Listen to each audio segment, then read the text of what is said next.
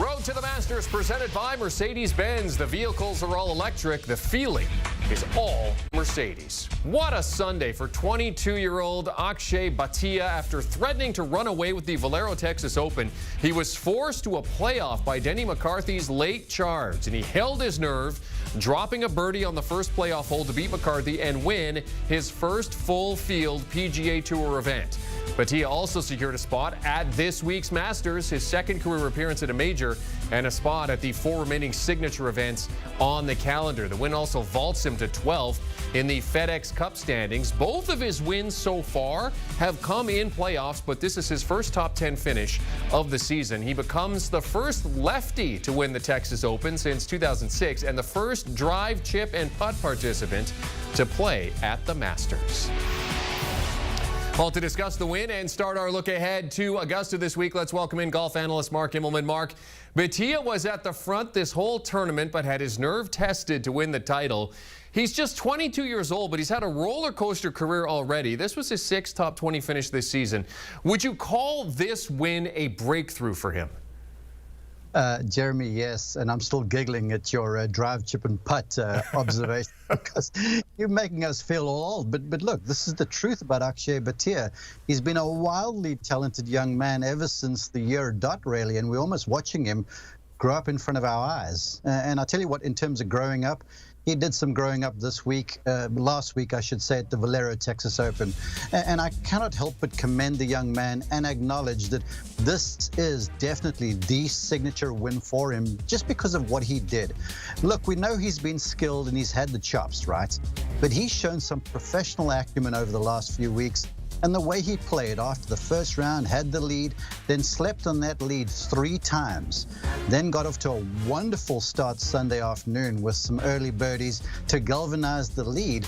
But then this young man withstood charges from Rory McIlroy, Jordan Spieth, and of course Denny McCarthy, who went bananas over the final 9. And to kind of speak to the nerve that Akshay showed, you're playing with the lead, and everyone else is the chaser's freedom. You've got the target on your back, correct? And so he just held off everybody, and in the end, he makes that awesome birdie putt to get into the playoff, then ices it with a closing birdie. It was clutch. It was manful. He showed a lot of poise, and I think it's a signature win, and I feel like it's probably a harbinger of many more things like that to come. Well, and this week he makes that first appearance at the Masters, his second major appearance. His first major was at the 2021 U.S. Open, and he made the cut. So we'll see if that's a harbinger of things to come as he gets ready for Augusta this week. Let's talk about Rory McIlroy. Grabbed his first top 10 finish of the season. He was 3rd at 11 under here. He makes another attempt at the career Grand Slam this week and seeks his first major win since 2014. Mark, how are you feeling about Rory's game as he heads to Augusta? Personally, I'm feeling a whole lot better than what I was probably a week ago. And I'm sure Rory is too, because, of course, he went to go and see Butch Harmon just for a consult on the iron game because he had been fighting a long and left miss in weeks prior. I'd gotten to see that out on the golf course for PGA Tour Live. But the key numbers for me is you look into the performance last week, and I'm looking beyond the 3rd place finish. He was 3rd in the field strokes gained approach. So that means the iron game is rounding into shape. He went bogey-free for 2 rounds, the 1st and the 4th round. In major championships, look, birdies are important, but bogey avoidance is a big deal too. So I'm sure he's coming into the Masters right now with a little bit of momentum. I'm sure he's looking to build on that. He was experimenting with new irons. No word on whether those are in the bag.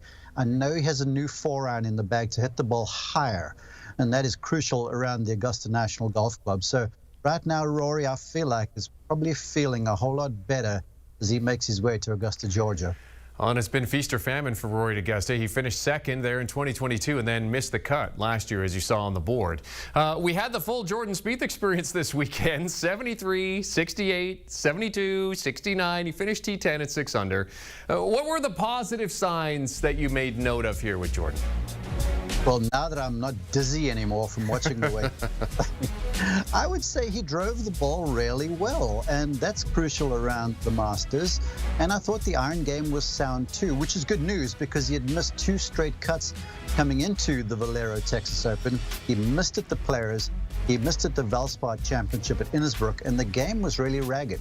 He was quite scrappy. But the thing about Spieth, like a number of the major champions at Augusta National, when they drive down that Magnolia Lane, no matter the state of their game, it elicits something within their soul. And Jordan has admitted that the Augusta National, it sort of sparks the creativity within, and that allows him to play more freely and to swing better.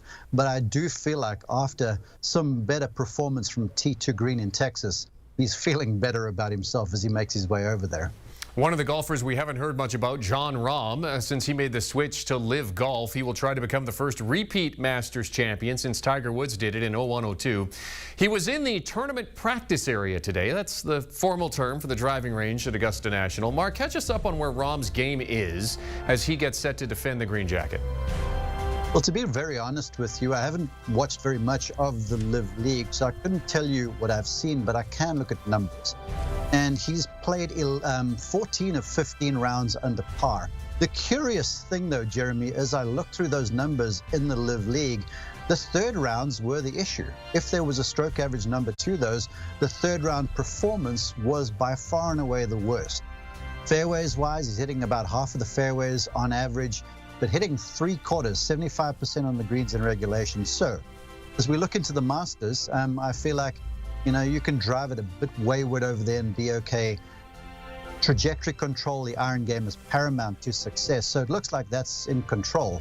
I'm wondering if perhaps 4 rounds, like he's been talking about getting in the Live League, might just be the secret for Rahm to defend, because defending is a nervy experience. There's a lot on the go. There's that dinner he hosts Tuesday night, which is emotional. And so once you get past that, it's go time. And I feel like maybe 4 rounds might be a good thing for a guy who looks like he's playing pretty well. Yeah, made those comments just in the last day or so about the fact that he would like to see the Live events go to 72 holes. Well, Tiger Woods hasn't formally announced if he's playing this week, but I think it's safe to say we can assume he is. He was also in the tournament practice area today. What's your sense of where Tiger is physically and mentally as he prepares for Thursday's opening round? Well, I'm going with my sensibilities, yeah, knowing the Tiger as I know him. Physically, I'm sure he's better off than what he was, just because he works so hard. My concern, obviously, is the foot, the ankle, the leg, because this is such a tough walk. Mentally, look, he's always sharp. I feel like Tiger Woods sets the bar when it comes to mental acumen, mental strength, resolve, resilience, all those sort of immeasurables. I think the only thing really that's concerning beyond the leg and the tough walk that is the Augusta National is playing under tournament pressure. He hasn't gotten much tournament play whatsoever. There will be the inevitable rust, and it's a question of if he can shake that off quickly enough to be a factor over the weekend. I do feel like, Jeremy, that he's going to see 4 rounds. He just knows the course that well. We've seen him work his way around here before. So I'm sure he's well. I'm sure he's looking forward to competing. I'm keen to see how he performs Thursday. Tiger has not finished inside the top 20 at any major since he won the Masters back in 2019. Mark, always good to have you on the program. CBS Sports golf analyst Mark Immelman teeing us up as we get set for Masters coverage on HQ all week long, and of course on CBS. Masters Live on the CBS Sports app has you covered April 11th to 14th if you're on the go. And then, of course, our live broadcast coverage Saturday and Sunday on CBS and streaming, as you would expect, on Paramount+.